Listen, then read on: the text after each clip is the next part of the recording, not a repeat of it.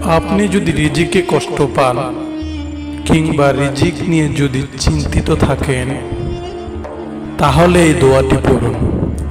দোয়াটি এতটাই পরীক্ষিত যে আমি নিজেও আমল করি।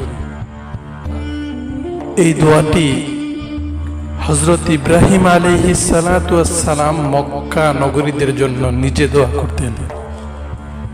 দোয়াটি হলো, রব্বি জাআল হাযা বালাদা আমিনা ওয়ারযুক আহলাহু মিনাস সামারাত মান আমানা মিনহুম বিল্লাহি ওয়াল ইয়াউমিল আখির।